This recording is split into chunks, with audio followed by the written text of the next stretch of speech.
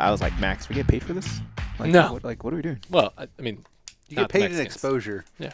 Yeah. Yeah, exactly. Paid Yeah. with exposure? What? Huh?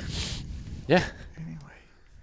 So you want to roll this in, or we've got a big panel today. Yeah, it's quite the ensemble here. And we've got quite a few guests. This might be actually the first time we've had 3 guests on the show at once. I believe we've had 2, Yes. and then of course our hosts. But we had to make up for Ian not being here, Yeah. so we brought That's big shoes to fill. back Bryan. It's going to be hard, man. I don't know if I can do that job, to be honest. You got it. Yeah. You got it. Just say some random dumb shit, and you'll be fine. If you need me to, I can translate in Spanish, right? Like, the He doesn't have like super glowy like legs like No, he does. that's why I put him in front of the light. We're Yeah, good. we don't have to mess with the white I balance moved on the Max cameras. over. We're good. Normally, Ian's just like this glowing orb over there in the corner. Slightly pink. Reflects all the light. Anyway. So, anyways, on that note, welcome to the Big Tex Ordnance Podcast. I'm Ike, joined here with Chris, and we also have Nick, Max, and Bryan. Big full house today, so yeah, we'll go ahead and get started. So, I guess we'll just go around the room. Nick, you want to tell us a little bit about yourself? Who's Nick? And we'll go from there. Sure. I have a company named Velox Training Group, based out of North Carolina, but we travel all over the place. Do pistol stuff, rifle stuff, a lot of, I call it performance shooting. So teaching people how to go as fast as they want to while keeping the accuracy, essentially. So we teach basically everyone from civilians, law enforcement, military, all the above. So And what else do you do? I also work for Mod Light. Really? I do. I think we've almost had everybody from Mod Light on the show at this point. I think so, just about. Just about. We Yeah. need Colin, and we'll have pretty much Everyone. all the faces at least. Mm-hmm. He said work, right? He didn't. Yeah. He didn't like put in heavy quotes. Yeah. And you consult for a couple companies too, don't you? Yeah, Parker Mount Machine. We do a bunch of stuff with them, test some of their parts and stuff. Nice. Yep, a couple other ones. And you're based out of where? North Carolina. North Carolina. Okay. Yep. Cool. I don't know why I thought they were from Vermont. Vermont. I Everybody's would from not Vermont. live in Vermont, sir. It's far too cold for me. Okay, and then we've got Max, and for those, I'll give Max a little introduction to somewhat. If you've got a big tech sticker on something, there's a 99.9% chance that Max is the artist behind it. That's right. So we want to thank you first of all. Yes. Thank for you. all of that. Thank you. So It's good exposure. Did you see the wall of I stickers saw the out there? cabinet out there. Yeah, I teared up a little bit. It's pretty cool. Huh? Yeah, yeah, it is cool. I mean,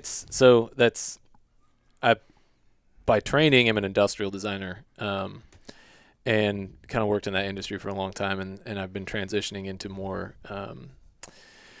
product development stuff, and needed a creative outlet, and so this kind of graphic design stuff, illustration has really taken off the last couple of years.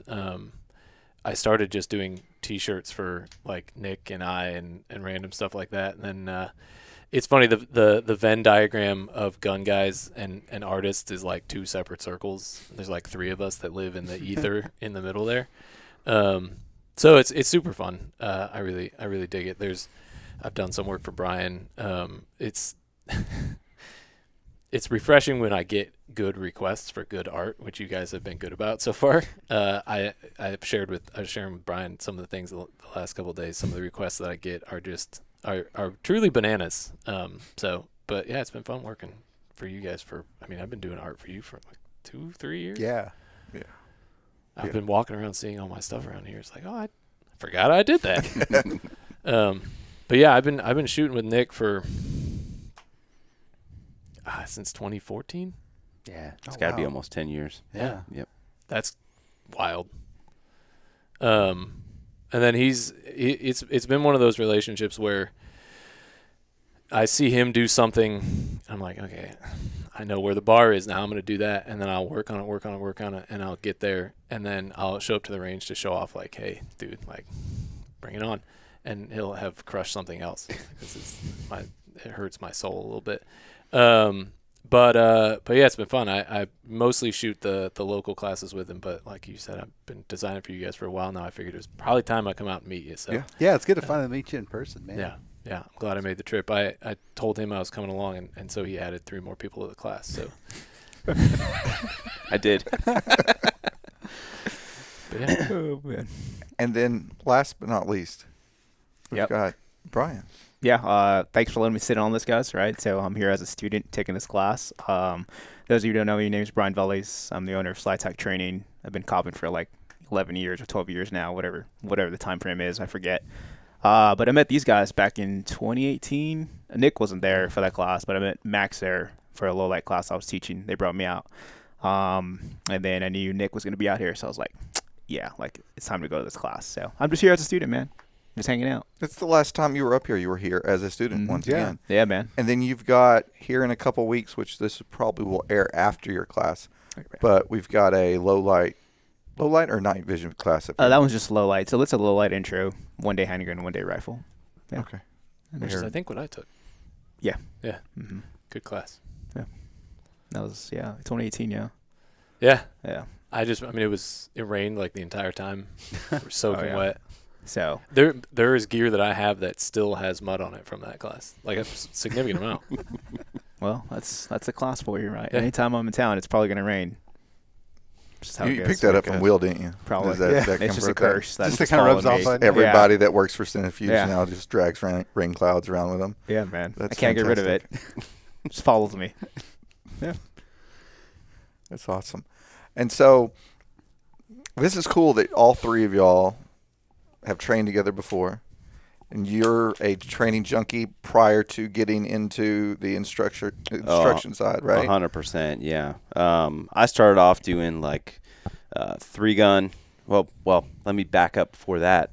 I took a bunch of like defensive classes like at that time because that was what I thought I needed to do because like I want to carry a gun to protect myself, protect my family. And at the time, I had a buddy who was big into 3-gun. He was always trying to get me to go, and I was always like, no way, man. It's like that'll get you like killed in the streets kind of thing. It doesn't have anything to do with what I want to do. And then I finally went and was like, oh, wow. Like there's a lot on the plate here to be had. And so from there, it's just snowballed. So competed in, 3-gun, PRS, Steel Challenge, and then most recently USPSA. But yeah, all around shooting nerd for sure. When did you start? 2010. I started getting serious about it. Okay. Yep. And then do you still do fairing? No, January I quit. I saw you put your truck up for sale, man. Yep. It's a pretty nice setup. You want to buy it? No. I don't have a use for it.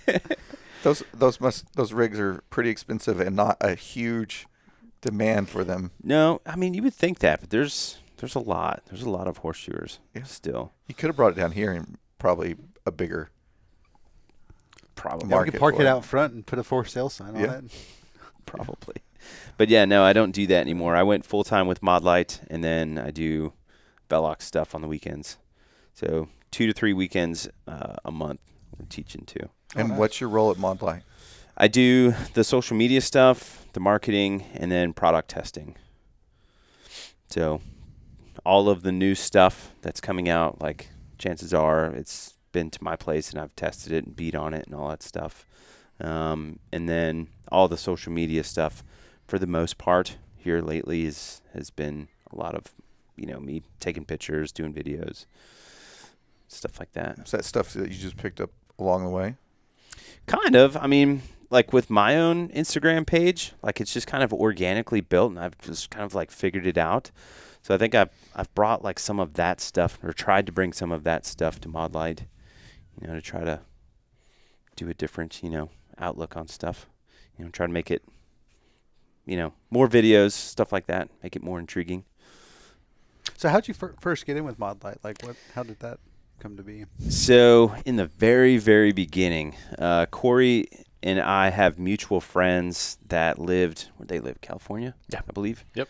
So our Max and my friend Garson, his dad is friends with Corey.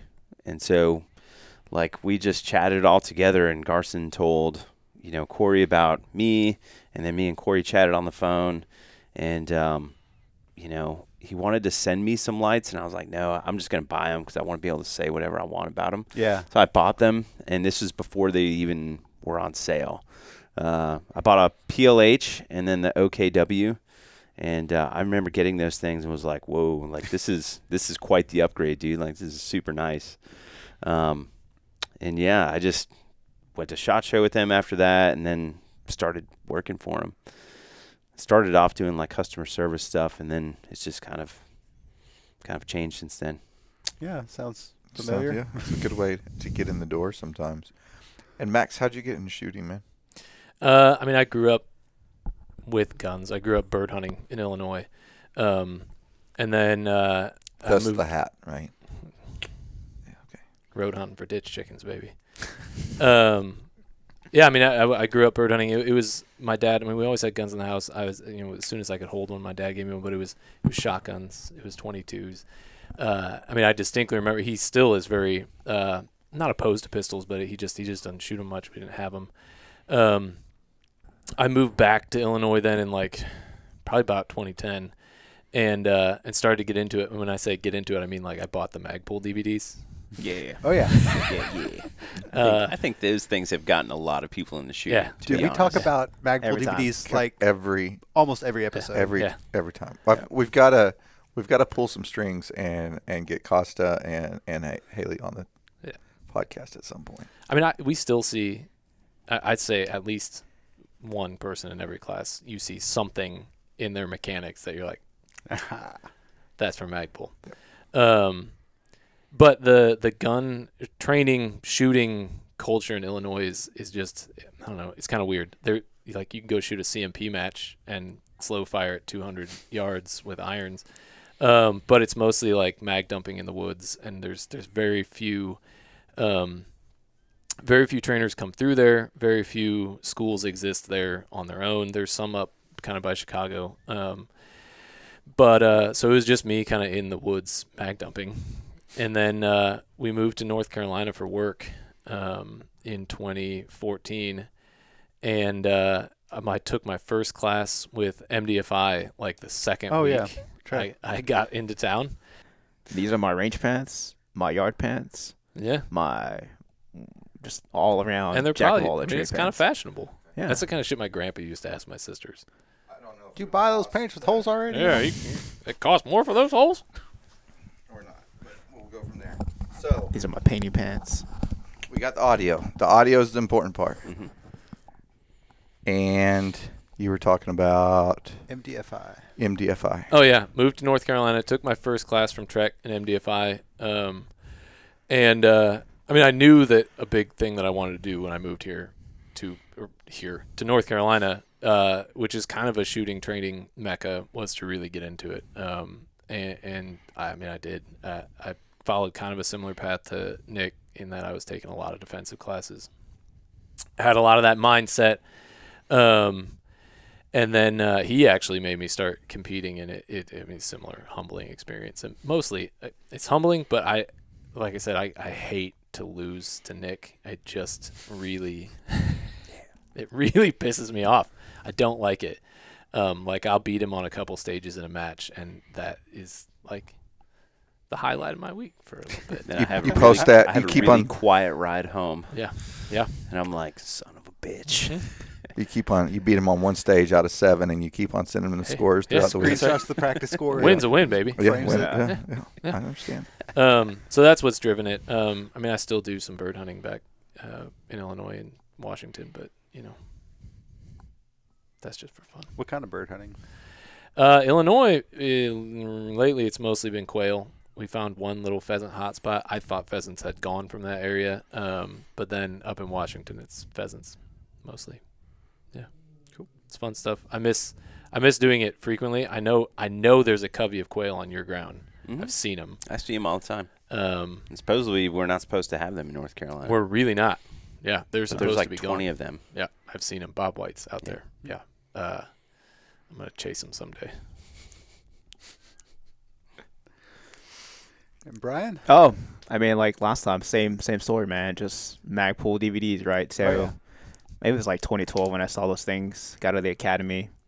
What I thought I knew nothing, right? So took my first class with Haley, and caught You the went right to the top. Yeah, man. So Man, it just dove straight in. yeah, I was like, all right, let's just do it, right? So paid my own way for that. The department was like, how much money? I'm like, nah, right? So I just invested in myself, man, and took that class, and that really set me on a good path of like, all right, like this is where I'd like to be, where I need to work on, right? And so just kind of went from there, man. Started taking classes one after another, all the big names like we all have trained with, right? And so, yeah, man, just fell in love with the training.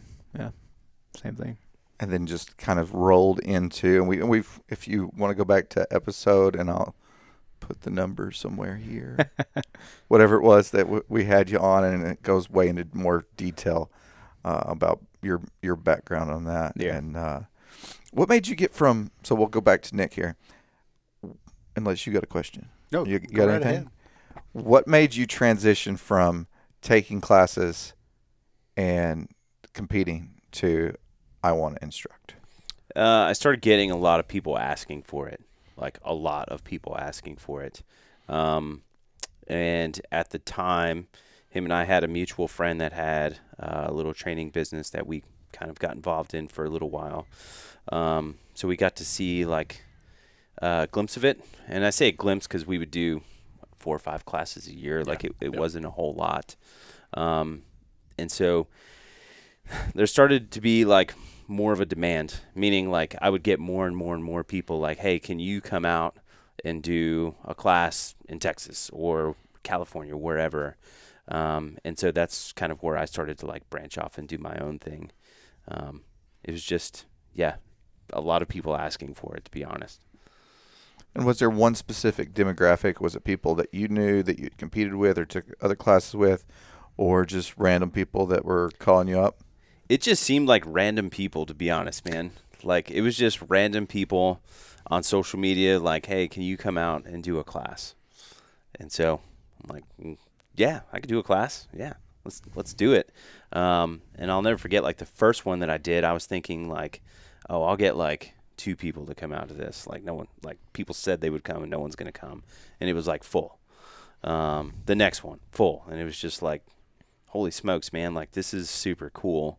And it's just like snowballed from here, like so much so like it's earning a living, you know? So very cool thing. Yeah, that's awesome. Yeah. I love it. And how'd you two meet then? Shooting. I mean, that was it. It was, he lived by the range where we shot classes for our mutual friend. And I think I just asked him if I could camp in his background or in his backyard. And he's like, I mean, you can sleep in the living room if you want. And, I mean, that was really it. It's worth noting, like I've obviously started shooting with him and then watched when he was starting to instruct. And it's worth noting that at the beginning, he couldn't really barely string a sentence together. Dude, talking is like so much harder than shooting. Yeah. Like give me a gun and I can shoot. Yeah. But like, you know, I think like being a good instructor, like you have to work at that just like you do with shooting. Yeah. Well, that's how I was. I mean, it like watching that progression has been pretty fun. I mean, I think the shooting has always been there for you anyway. It's progressed, but that's what got people interested. And then it was fun to watch you try and figure out how to actually string the sentences together and teach people how to do it. Because I mean, it's turned from something that was like, hey, I can do this. Watch me, and like I don't know how to tell you to do it, but just do what I did, to like being able to really articulate it.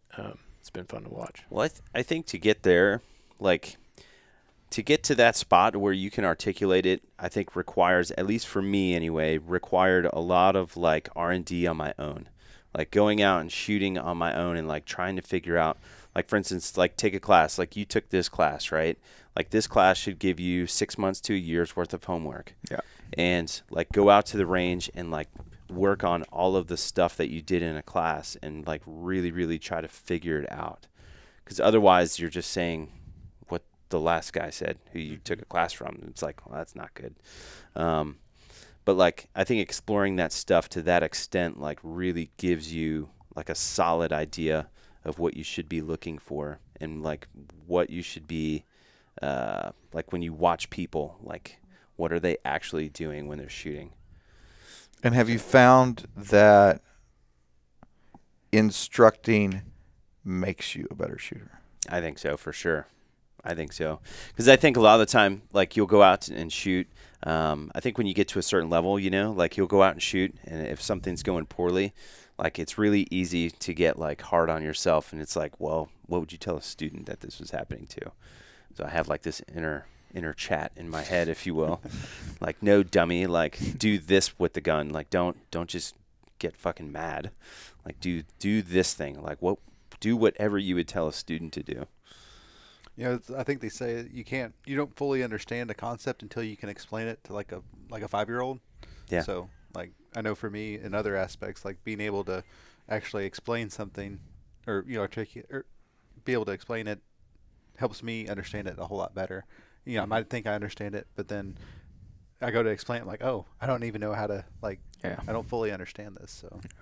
Yeah, I think that's where, like, that R&D stuff comes in, and, like, really exploring it on your own, which takes a shitload of time. Yeah.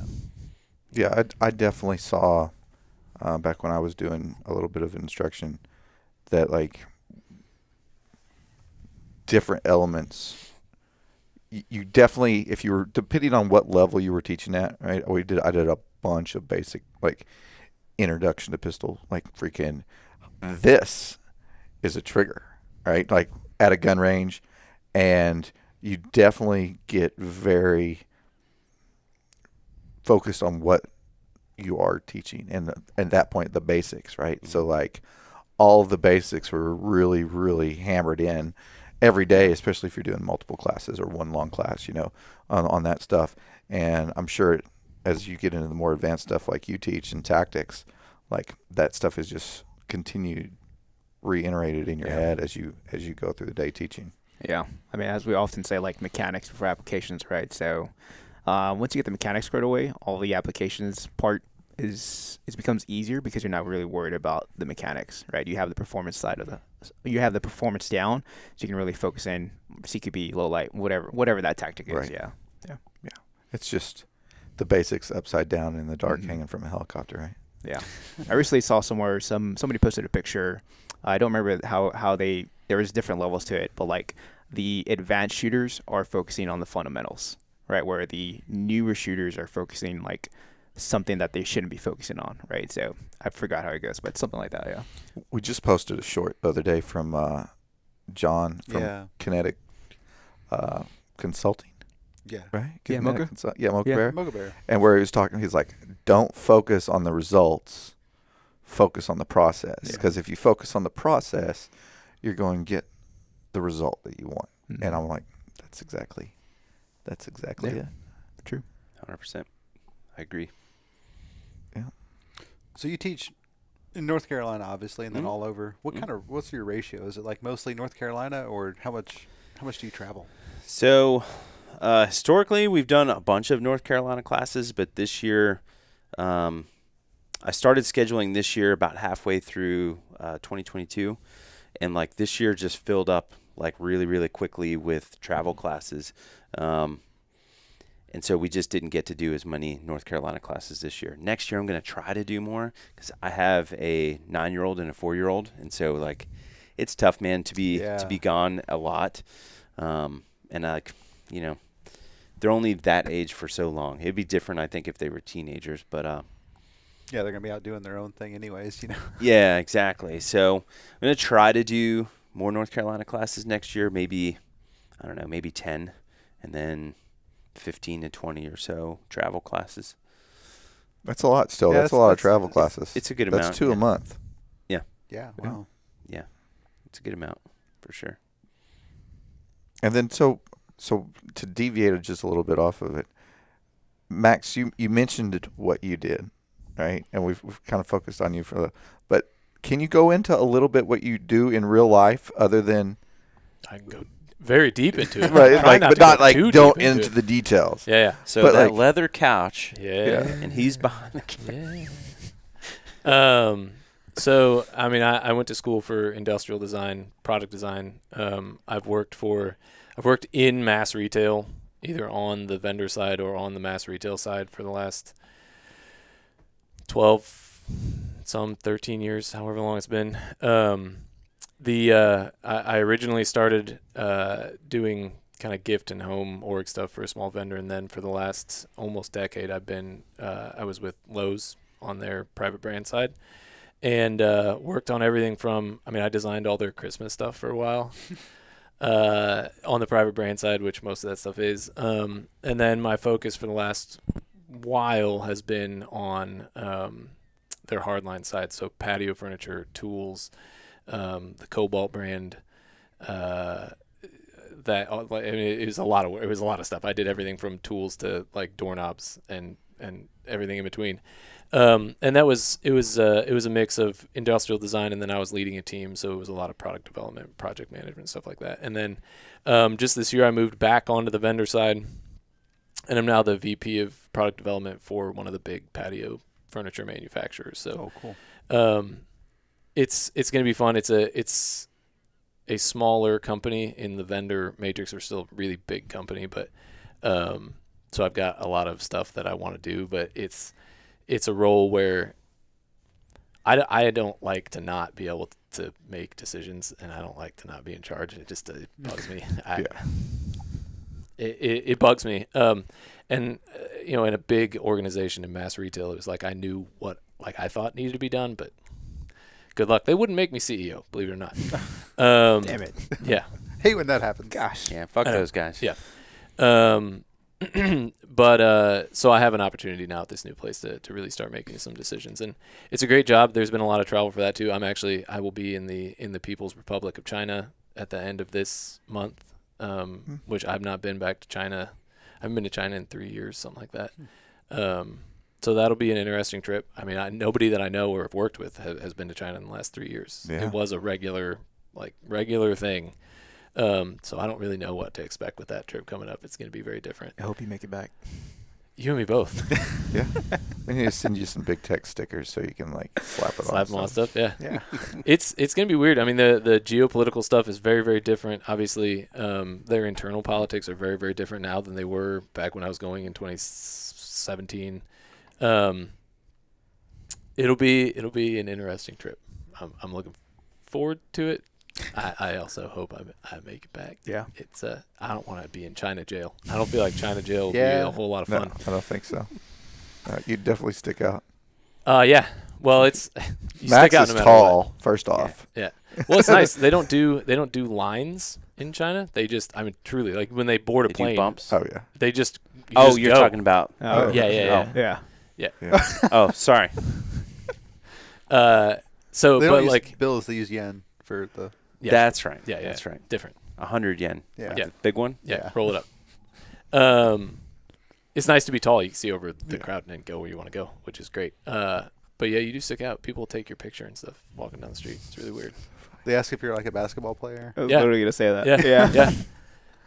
No, would I mean, no totally shit. go with that, dude. yeah. You should. Yeah. Yeah, Be 'cause like, I could see I'm that. Steph Curry. Just be Yeah, like, yeah. sign autographs Yeah. and stuff. It's super good. We should get some like headshots, sign headshots for people. Dude. Make your own basketball cards. You should. I could absolutely do that. I was going to say, I bet you know somebody Yeah. who You they know a like guy. do the layout on Yeah. that and everything for Yeah, you. yeah, no, okay. And so, do you AI for Nick a lot, or When it one he's just local, absolutely. When he travels, kind of depends on the class. So we knew that this one, I wanted to come here. yeah, He Two, told me that he was coming. yeah, So. it's like I'm coming to this one. And then whenever he needs me. So big classes, odd places. Usually there's somewhere that we're going to be able to fly fish. I'll volunteer my services for the weekend. and then not show to class. Yeah. Well, Oh man, I priorities. thought it was Monday. Sorry. Yeah, it's priorities. So I mean, I whenever he needs me, it's fun. I really like doing it. It's rewarding, but I have to put up with him. So That's hard. he puts us up in really nice hotels, though. Oh, so man. Oh, man. Yeah, we're staying in the Baymont. 10 out of 10 would not recommend. Like, it's, Which Baymont? The one right down the road. yeah. It's like I 15 think so, minutes man. from It's here. like right next to the IHOP. Oh. Yeah. That was our my room- feeling, too, when I pulled up. I was like, oh, no. Yeah. Our Oh, room honey. number is written, like, on a piece of paper in pen, taped to the... On Little 45? thumbtack. The one on 45? Maybe, brother. I don't know. Yeah. It's pretty rough. Okay. I don't think it's on the list of hotel recommendations that you sent I was going out. to say, we It's not. sent the I whole don't. I little know you thing- sent me a list, Yeah, and I then hope it's not on that one, but yeah. I literally saw that We have list 2 like different lists. as I was boarding the plane to come here, and I was He's like, very shit. protective of his profit margins. Yeah, that's Very That's protective. awesome. You know, I'm familiar with Paul Gomez, Yes. right? So Paul, back when Paul was still around, Paul would purposely book the worst hotel. The Motel 2.5. Like The 1-star rating Yeah. hotel. Like show up and there's not a doorknob on the door on purpose. Got a Just shower to curtain for the door. just live that life. But Just anyway, tradition. whatever. Oh, Yeah, man. Live dangerously. Mm. Yeah. It's I'm exciting. too much of a bougie bitch to do. Yeah. I can't do that. I'm like, give me the Hampton Inn, dude. We've wrecked some Airbnbs, though. It's probably best that we just have a place that they will clean without us having to pay a cleaning fee. Dude, Airbnbs for me have been hit or miss lately. Dude, I grabbed one in Ohio, which that should have been It's my first clue, Yeah. right? I'm reading the directions for this place, and like it very specifically says, like, walk around to the back of the garage. The door will be there. And I'm like, okay. Like, I see the door on the side, but it says walk around to the back, right? So I walk around to the back. There's a big-ass black dog standing there, and he's, like, staring at me, not moving. And I'm like, I'm a dog guy. I'm like, hey, buddy. Like, clap at him, and he's just, like, not moving. Dude, I took, like, one more step, and he was like, like, tries to eat me. Like, I, like, grab the gun out of the holster and just, like, slowly back up while I'm, like, screaming at this fucking dog. I'm like, back up. And get in the truck, and I texted the owner of the place, and she's like, sorry, he's a rescue. I'm like, I can't imagine why, you know. But yeah, I just go with the hotels anymore. The Airbnbs are hit or miss. Yeah. Stayed in one in Waxahachie that had crowbar marks on the door, and then there was a shooting out back the one night. Bro, what are you doing, man? Dude, I know. In Waxahachie, you've got to find some sketch I motel know. there. Yeah. So yeah, there was like a shooting, and then another thing, like there was a fucking train like 100 yards from the house, and I was wondering why they had headphones next to all the beds, like ear pro, and I'm like, what's this about? And then the train came through, and I was like, dear God, it's so fucking loud. Yeah, I used to live in a house that was like 50 yards from the train tracks, like right in the backyard. And yeah, it was loud. The whole house would rattle. It wasn't even on a slab, you know, it's like on those pier and beams. It was like built in the 50s. Oh, man. Yeah, that was back in the Bachelor days. That's a while back. I hope it had nice patio furniture at least. Yeah. Probably not. It wasn't. Bought it from designed- Home Depot. Yeah. Oof. No, we're definitely a Lowe's family. Like I've noticed too, like as you get older, you either fall into one camp, you're either Home Depot or Lowe's. Mm-hmm. I had to go to Home Depot today because Lowe's didn't have the boards that I needed, the cedar 1x6 drop boards. that I Oh, how's needed. that project going? It's Maddie going. was talking about it. Yeah, I've been shoveling dirt all morning. Oh, fantastic. Yeah, it's a good workout. I still owe you for yard work too, by the way. So let me Oh know yeah, if yeah. I need to come over. You owe me like 3 yards of mulch spreading. Oh, Something hey, like that. are your services for sale? Is that something we do?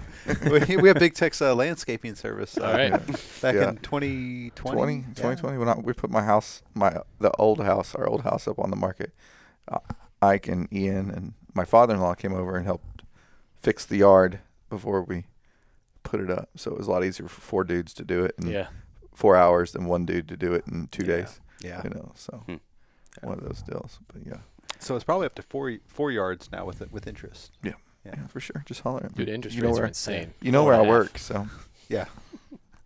So, Nick, what else do you have in the mix? Like, so 20 classes next year, Mod Light. Dude, this is all I That's do. it? I That's don't it? think I could fit anything else in here, man. Like, I mean, I do have hobbies like fly fish, like Max talked Yeah, about. I see you post pictures. Of I'm your a fly fish. complete like fly fishing trout junkie. Okay. It's actually probably a good thing that like the closest trout stream to me is like 4 hours, because if it was closer, I probably do a lot more of that. But yeah, no, I literally don't have room to do anything else, Understood. especially with the little kids there. Yeah. Yeah, I understand. I'm waiting for one of them to come to the door and be like, Dad, can you fix my tablet? Yeah. So, I mean, dude, I've gotten to where, like, I take mine down to my range. Like, my range is at my house. It's, like, 50 yards from the house or so. And, like, dude, there's kids' toys on the range because I'm always like, hey, let's go down. Let's go outside for a little while. yeah. Hey, he lost his office. I mean, like, within the last, 4 weeks, last month, the room that the kids are hanging out in right now used to be his office. And he's like, I'm not in it enough statically for it to make sense for him and his wife to have separate offices. So now we got a community kids room, which gets the workout in the summertime for sure. Oh yeah. That's kids cool. are out of school. We bring them up here. Yeah. They got TV. They got toys. They got couch. Yeah, they're got good the to whole go. setup, man. Yeah. That's cool. So we definitely understand that. And yours will be there once she's old enough to. Is she walking yet? Oh my God, yes. Yeah. That's all she Everywhere. wants to do. Getting into Oh. everything, huh? She's she's 15 months. Oh yeah. And she is very, very, very mobile, but not good enough to not be smashing her face on stuff all My the time. 5-year-old threw herself down the stairs the other day, like just like walking up, and all of a sudden just. What happened there? Yeah. Like it was like a ghost shoved her backwards down the stairs. So they never grow out of it, dude. It's fine. I mean, I don't either, to be fair. I smash my face on no shit. I mean, how many times have you broken your nose on a floor? Oh, a couple. Yeah. But yeah, it's been fun. But boy, I miss when you could just put her down in a spot. Mm-hmm. She just stayed there. Yeah, never will happen Yeah. again. No. Uh-uh. Yeah. And Father's Day's coming up, so let's talk about kids for Yeah. a minute. You've got Two. Yeah. and one very recent, right? Yeah, so that's my son. He's 2 months, and then my daughter's 3 years old. Yeah, because last time you were up here, she was Like any day. yeah. Yeah, man. Yeah, that's true. So I got two now, man. I think two is enough. Two and we're done. Yeah. Just don't have enough time. So much things to do, I'm a right? fan of- I'm a Yeah. fan of 2. Yeah. Me too. Originally, we wanted like 3 or 4, but no. Ain't nobody got time for that. He does. He's got 3. Yeah, we planned on 2. The third one kind of snuck up on us there. Yeah. But no, it's good. Yeah, same thing, man. Don't have enough time, right? So just traveling, training, working, kiddos. So yeah. I'm just looking forward to when mine's old enough to start doing like react to contact drills. Oh yeah. You know, moving up to crew serves, Dude, working through that. probably old enough right now. I do that shit all the time with, like, Nerf guns and my Yeah. kids. Nice. They all try to tag me with it. Yeah. Someone ends up crying every time. Like, it's great. It's great fun. Is it you? No. we It's we moved. usually, like, me getting, like, playing way too overboard. Like, going for headshots and stuff. We've got one of those. I call it the murder hole, of course. But you walk into our new house, and there's an upstairs landing right above you. And my 8-year-old's already tagged me from up there with a Nerf gun. I was so proud. I was like, I'm so happy right now. Gotcha. I was like, good one. But yeah, but they're fun. We've got BB guns, right? We've worked on BB guns. Oh, yeah, they got before. Red Riders for Christmas. Yeah, didn't they? yeah, a few years ago, and we've worked on that to get them kind of used to it, and you know they're pretty good. Everything stays locked up, but like if I've taken my gun off and set it down to do something around the house in the holster, you know they know, hey, you don't. Man, I think Don't that's touch so it. important. Like, that's kind of how I grew up. I think, for me, when I was a kid, like, a gun on the countertop or on the kitchen table was like the same thing as a vase. And it was just no big deal yeah. to me. And I knew the rules around it. And so, like, they've just never scared me, right? And I've just always respected it. And so I do the exact same stuff with my kids. Probably not to the extent that my parents did. Like, when I was a little kid, like, I had like a 22, I had a 12 gauge. Like, Oh yeah. Oh, yeah, I just, like, left the house with a box of shells. Oh yeah. and We'd went be and killed gone shit. all day in the woods, like just shooting shit. Yeah. Yeah. My kids have airsoft guns. They don't have the real stuff just yet. But yeah, I mean, I'll take them down to the range with the airsoft gun, and like, I'll look over and they'll be doing the same stuff that I'm doing. Like, I'll put up like a little course of fire, and then I'll watch my little guy like grab the airsoft gun and like run through the whole thing like I just nice. did. Dude, to me, it's like a freaking public service teaching kids Oh, this yeah. stuff. Yeah. And I don't think enough people do it, you know. Like, even people that support guns, like, you should probably be teaching your kids this stuff at a very, very young age. Like, if you want this type of thing to stick around, you know. That's one of the things back in the day when I was still in and was doing training on the weekends and everything on my own, and then you'd go in and you'd teach. You know, we had 60 privates in my or 30 privates in my platoon. You know, at basic training, and you'd like get done and everything, and like the last day after graduation, you know, we'd sit there and you'd talk about different things. I'm like, the one thing that I want you to do is continue to shoot and teach other people, because would have such a wide audience of dudes that, you know, like a lot of the guys or a lot of the kids in the class never touched a rifle before, you know, before joining the military, and that is a way to connect and spread that in a positive way. Yeah. Well, I think like after COVID, or like during COVID, when like everyone was scared because there was like riots and stuff, I was getting a lot of private classes from people who probably weren't too gun friendly before, but it scared them enough to buy some guns. Oh yeah. And dude, I was always like the nicest person possible, like, because I'm trying to like, hey, you know, Perfect opportunity. Yeah, you guys should do this, right? And at the end of the day, I think like all of them had a ton of fun with it, and hopefully changed their minds on how they thought before.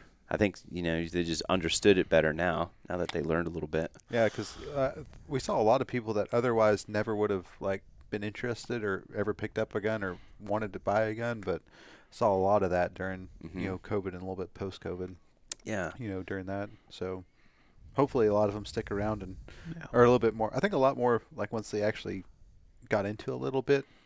Hey, it's not so scary after. It's not so bad, you know. That's it. I mean, I think when it's presented right, we've taken a lot of people who were fairly adamantly anti-gun. I mean, I've got a lot of family that certainly didn't agree with like what I did, and every time I've never had a bad experience with them. I mean, presented it right, and taking them trap shooting or something like that, and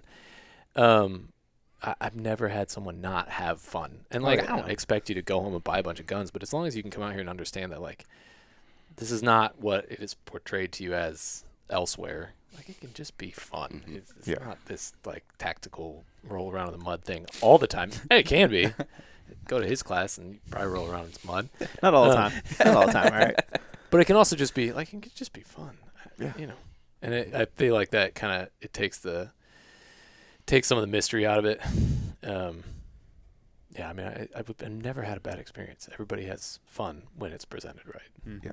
Yeah, I mean, it is fun. I mean, It is. Shit, man. You go to a match on a weekend and there's 100 dudes there. Yeah. Not just dudes, girls there yeah. too. Like, I mean, everyone's having a blast.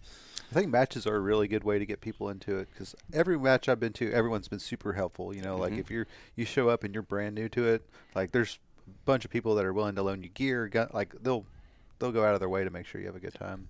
I wish they would film like stuff like USPSA Nationals and put it on TV like they do golf. Yeah, ESPN Yeah. style. Yeah. I mean, that would be super cool You to have Chris watch. Costa commenting, you know, Yeah. being the commentator. Such a good idea. I'm surprised they don't even do that already. Like, Dude, the that content that they put yeah. out is trash. Yeah. I mean, if you tell someone you shoot USPSA who doesn't know, and you're like, I mean, Google it. I don't even want to tell people to Google it, because it's Yeah. the content that is out there yeah. is hot garbage. You know, now that you bring that up, that's really weird that you would think that is weird. Because you could totally make it like a whole ESPN production. Yeah.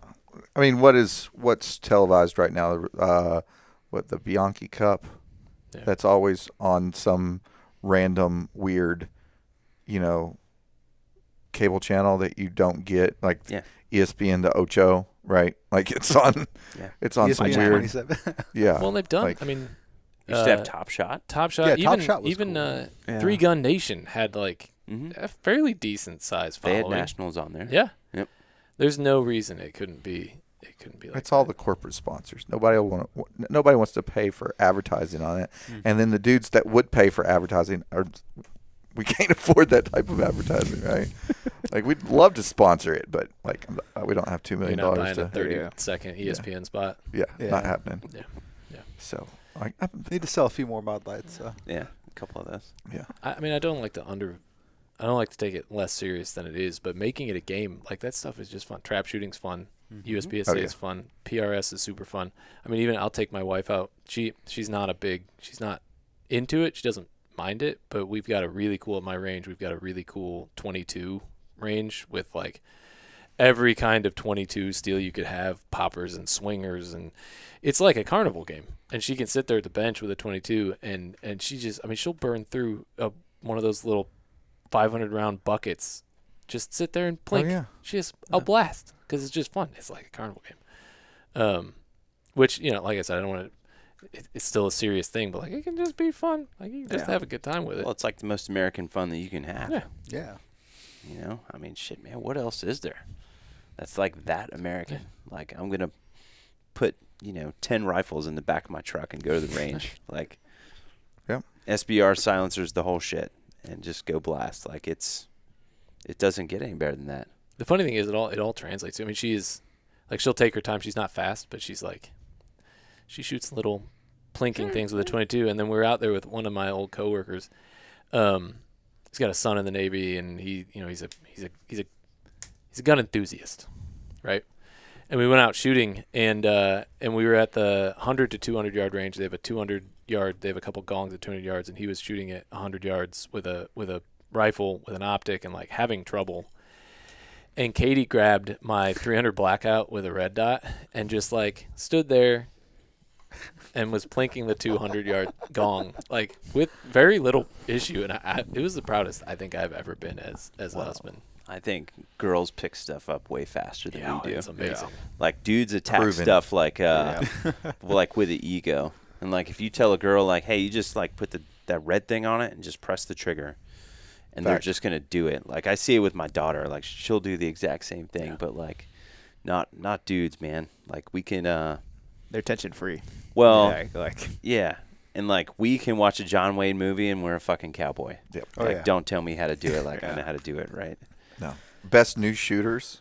If you take a class, your best shooters. If none of them have ever touched anything, your best shooters are going to be the females. 100% of the time.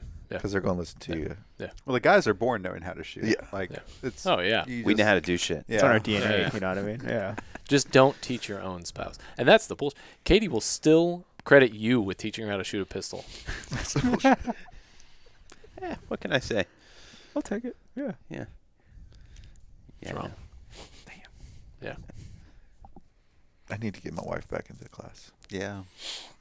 She hasn't shot in forever. Yeah, it should be with another person. Yeah, Yeah. don't teach Yeah, her. I don't- I don't wanna teach do my that. wife. Mm. No way, dude. Mm-mm. Anything. That applies to Not anything. happening. The Gates family has a lot of hobbies where snow skiers and water skiers and shooters and all kind. And it's always been kind of a running joke that anyone marrying in has to you have to pass all the tests. You have to be able to go snow skiing. You have to be able to get up on water skis. You have to be able to go trap shooting. And Katie's a trooper, and my wife she passed all the tests, but I've made the mistake a number of times of trying to teach her, especially snow skiing. I feel like it's just particularly stressful. And that it's just a horrible experience trying to teach your wife anything. Horrible Not experience. happening. At all. Ever. My wife doesn't listen to the podcast, so I would never. I don't even know. Not at This is all. gonna be the one episode she listens Yeah, to. she's. Yeah. Well, it's not their fault. I mean, I wouldn't listen to her if she tried to teach me anything either. I mean, she's worse at everything than me. So Max, is this the first time you've been on a podcast? this one, Yeah. But I mean, you've been on other I've podcasts. done a couple. Okay. Just No. making sure that this wasn't your one appearance. That way your wife would listen to it. She probably will. It's all good. It's fantastic. She knows I'm better at it all. So, one thing that we've been doing a lot of recently. You got any questions before I segue here? We've been doing a lot of scope carbine stuff. It's just kind of like our natural progression here. That's It's what our we've latest got into. interest that we've kind is- of gotten yeah. into. Is scope carbine stuff, and you do some scope carbine classes. Do you do anything? Or are you mostly red dots and? I used to. I'll be honest with you, man. My heart is just not in it anymore. Yeah. And so, like I'm not gonna go. I know that I know me, and I'm not gonna go to the range and practice it. And like I don't want to teach a class that, or teach a class for stuff that I no longer do. I think there's too many. Not to get too spicy on here, but I think there's too many that do that now. Oh yeah. Like they teach stuff that they don't do anymore, and so the stuff that they're saying really isn't relevant. And so, to me, it's like if I was going to teach that, I would want to be competing in like PRS stuff like that. Even some of like the 3-gun matches, like the one that I used to shoot used to have targets out to 500. But yeah, no, just the close-up stuff for the most part. 100 yards and in. Do you do mostly rifle or rifle and pistol or pistol only? I get a ton of requests for just pistol, which is totally fine by me. I shoot probably, I would say 75% pistol, and then 25% rifle.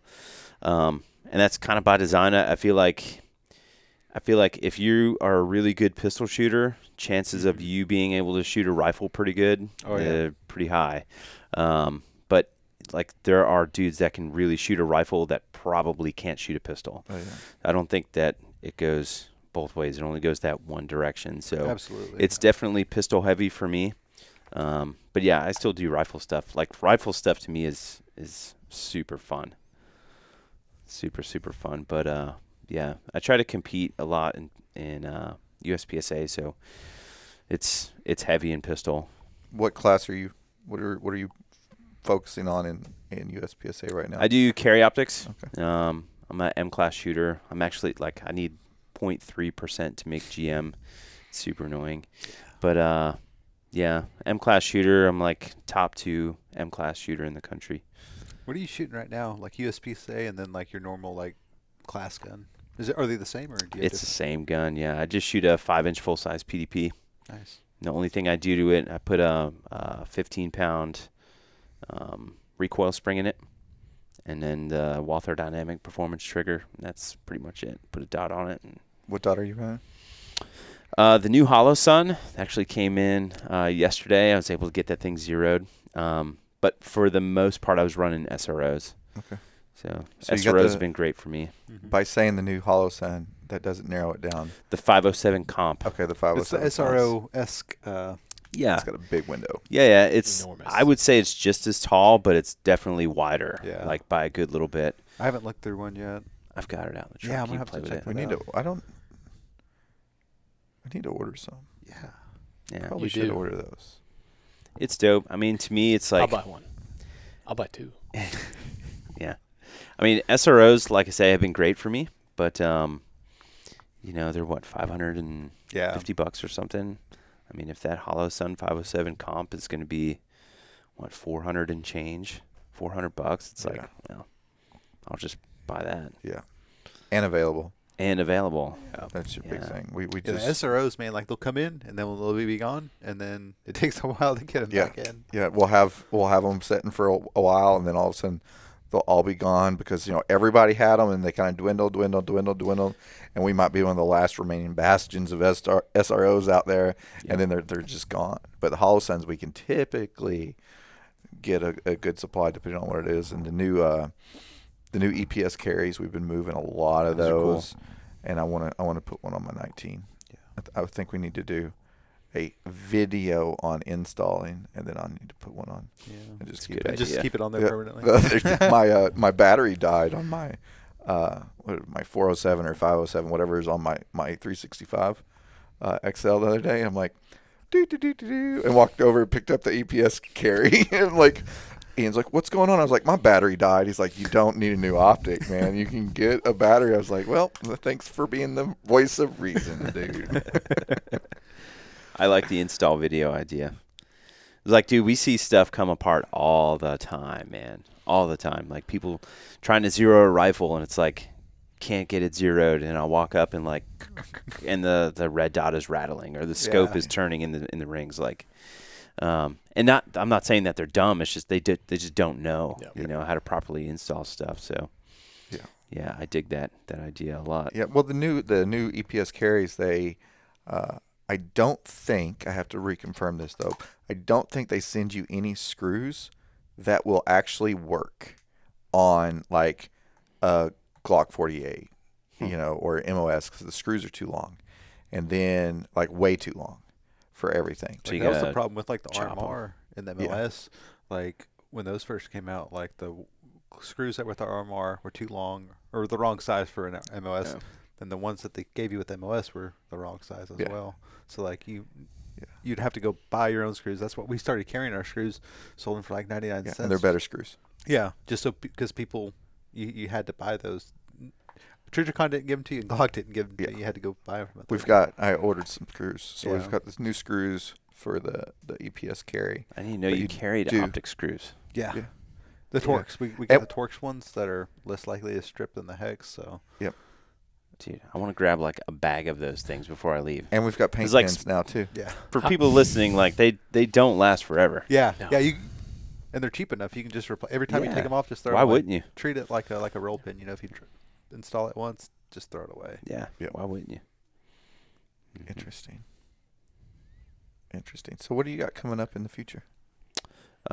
This year is chock full of classes, man. The next one is, gosh, I'd have to look at my freaking website. Yeah, tons of classes. If anyone wants to know, they can look up the website, which is www.veloxtraininggroup.com, and click on the register page. They'll see all the classes. There's actually a lot more going up for next year. Me and this guy are going to do a class together. That's Do you want to right, talk about that? Hell yeah. Yeah, man, that's cool. Yeah. Yeah, so we kind of just put our brains together, like, hey, man, like, why don't we do a 2-day? I think we're doing a 2-day collab class, which I believe is going to happen in California next year, sometime in the fall though, because he's booked up at the beginning of the year, and so am I. So probably around the fall, California next year. He's gonna be doing the performance stuff. I'll be doing the low light stuff. So it'll be 2 days of performance shooting and low light shooting. Yeah, so that'll be a good class. I'm pumped about that, man. Yeah, Like, Yeah. I think like what I'm trying to do because I'm doing this with a couple other dudes too. Like one in particular, we're doing a 3-day, and we're gonna do like force on force in a house, half of the class.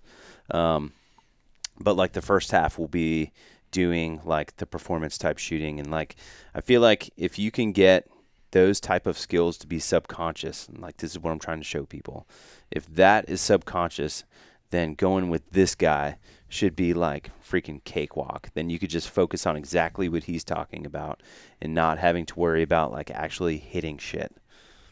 Yeah. So Oh, it should yeah. be cool. Yeah, like I said earlier, mechanics for applications, right? So get all the mechanics spin up from my man Nick, and then we'll do all the low light stuff applications. So yeah, it'll be fun. It's gonna be a good time. Yeah, that's a good idea too, man. I'll give you that, because if you're ever going into, like, usually in my past experience, you would, all right, I'm doing a low light class, and you would have to kind of like select who you're letting in, because the worst thing to do is get somebody who doesn't know what they're doing in the dark, because then you can't freaking see them. Like, you don't know the dude's behind the line, fumble fucking with his gun, until you're like, hey, what are you doing back there? And it's dark. So that's a good idea, man.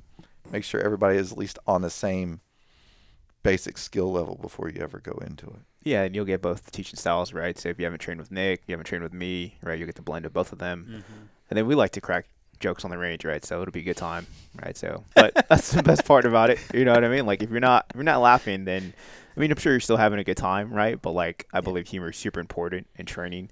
And so if you're laughing, you're having a good time, you're enjoying yourself, right? So just it's an overall better experience. Yeah. Lots of mom jokes. It's a good thing we don't have HR though. Who's HR this week? Yeah, right. Not anybody in this room. That is fantastic. And Max, I'm going to invite you once again in a public forum here, symposium next year. You've got to come down for it. Yeah, bring it on. Yeah, we'll actually set you up with a table where you can actually sign Sign the stickers. Yeah. Sign stickers. That would be cool. Yeah. Yeah.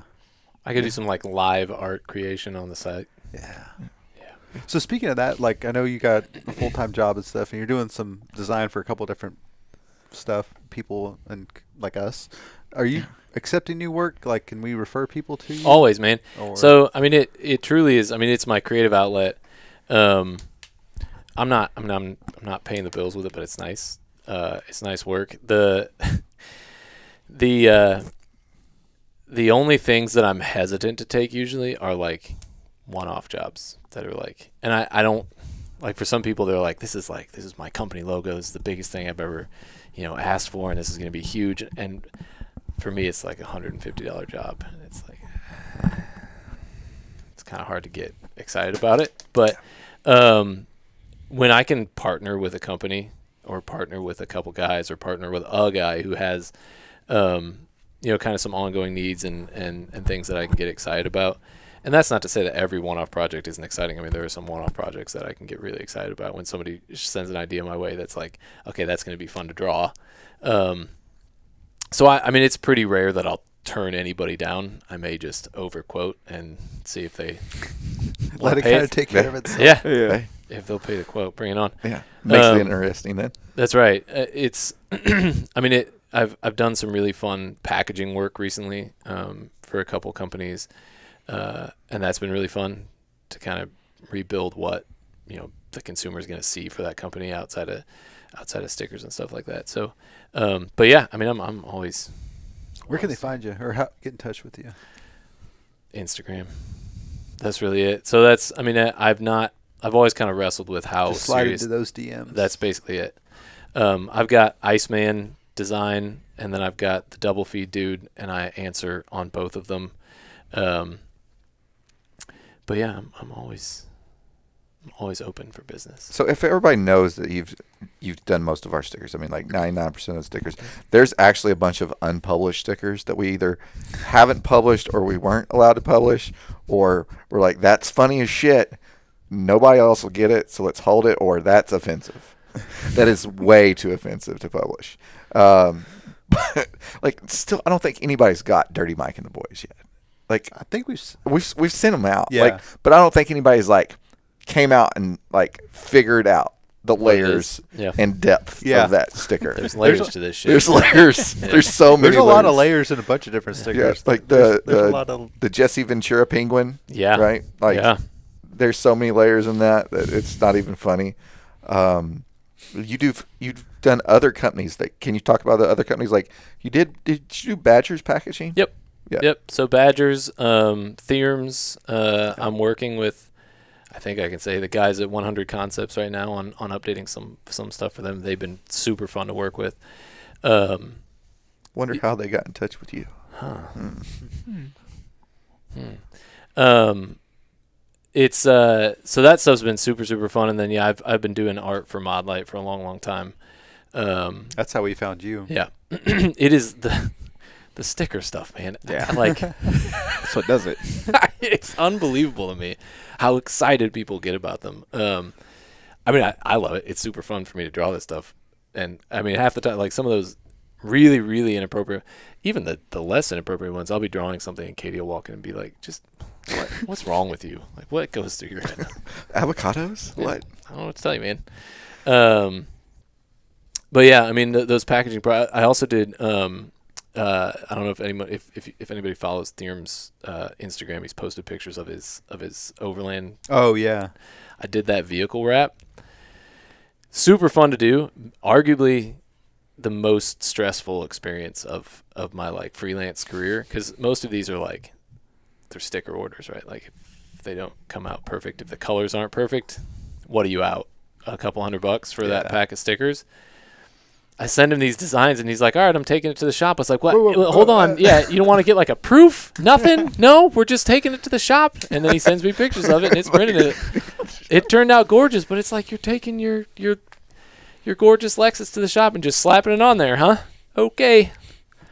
I've got some Blim T-shirts for you. It's sold. Well, we were going to let you know you're going to probably be short a couple T-shirts at the range, because we're going to probably swipe a couple of those BTO range T-shirts. But hell yeah. It's fun, man. I mean, it's I think it bugs my wife, because my wife is a graphic designer by trade, and she is like, if you want layout design or print design or anything like that, she's the best in the business. And so I call myself a graphic designer around her, and she's just, I know it drives her absolutely bonkers. Did you ever tell her to make something pop? Yeah. Yeah. Oh, we throw a lot of that around. We throw a lot of that around. She's like, you just draw inappropriate childish shit. You're not a graphic designer. Yeah.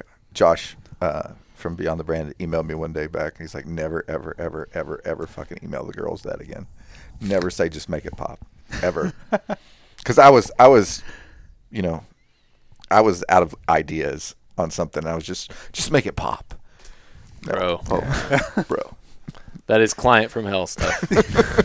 Yeah, it's really bad. So if you ever want to piss off a graphic designer, just tell them. Make it pop. Make it pop. There's a lot of stuff you can do. Yeah. Bryan, what you got coming on? Man, Coming I'll up. be out here in July, hopefully, right, Yeah. for a low light. Then I have some other classes coming up, so same thing, busy all year. And then planning the 2024 calendar, so I'll be teaching with him. I'll be teaching with Mocha next year as well. Oh, fantastic. So got a couple of collab classes going on next year. Get into that one. John's coming next week, I Yeah. think. John is? Dufresne, yeah. For up here? Yeah. Okay. And I think I may come to that too. I don't know. I may be teaching at the same time. I don't remember. I think it's a midweek class next week. Yeah. I'm going to try to get into competing as well. The only thing is, like, it's a 3-hour drive, right? So I have to go to San Antonio to compete. We'll see how that is. I may compete at least maybe once a month, right? So the wife's super supportive about it. But we'll see because kiddos as well, right? So newborn in the house. I'm already traveling a lot. So we'll see. But I'd like to compete. I think hiking backpacks, like baby carrier backpacks, are. I mean, I'm a pro USPSA at smuggling, approved. right? So if you get stuck in China, let me know. I can help you out. So, like, real talk, when my kid was 1, I took her to matches. Like, because my wife would work on, like, late on Tuesdays, and they had a Tuesday match. And I'd bring little tiny kitty ear pro and, bring snacks and all the shit, right? And just, like, walk around and shoot stages with her. Yeah, we'll probably do that, man. So the wife's cool about it. She'll come out. And, yeah, my wife already has, like, ear pro for the kids, right? So we're probably going to do that. Yeah. It's where my little girl dropped her first F-bomb, too, by the way. Oh, yeah. At a match. Because, Yeah. like, That's that's what you fantastic. hear at matches, Yeah. right? Yeah. That's fantastic. Dude, I'll never forget sitting at your dinner table, and she couldn't have been 3, 4, like just barely talking. And we were sitting at the dinner table, and apropos of nothing, she looked up from her plate and just goes, "Motherfucker." And I lost it, and Chas got mad at me. She was not pleased Don't that laugh I at was me. laughing. But how do you not laugh Yeah, at that? I- Just apropos of nothing. Motherfucker. We have the context appropriate thing. Oh, yeah. Like if it's context appropriate, like, okay, hey, you can't say that at school, but it was definitely appropriate for the moment. It's cool. You can't say it at school or in front of your grandmothers, but if you drop something and break it and say, fuck, it works. I mean, if you stub your toe and does. you don't cuss, something's wrong with you. Yeah, for sure. Ike, what do you got coming up? While we're going around the room. But no, I'm joking. Yeah. Guys, thanks for y'all been on the range all day, talking all day, shooting, having fun. These guys were. I was just shooting. Okay. Nah. Yeah, I'm just a student, man. Yeah. Just hanging out. Best part about it, don't got to teach. Yeah. Cool. Well, we really appreciate it. yeah. Thank y'all for coming Really on. appreciate Yeah, it. thanks for having us. Yeah. Thank you. And I'll figure out which camera I'm supposed to be looking into that's still on. If you've made it this far, make sure you like, follow, subscribe, do everything to the podcast on YouTube, Spotify, Apple, wherever, and find these guys on Instagram and The World Wide Web. the World Wide Web and sign up for a class. Thank you. We made it. Yeah, let's stay We on. made it. We made it. Battery less.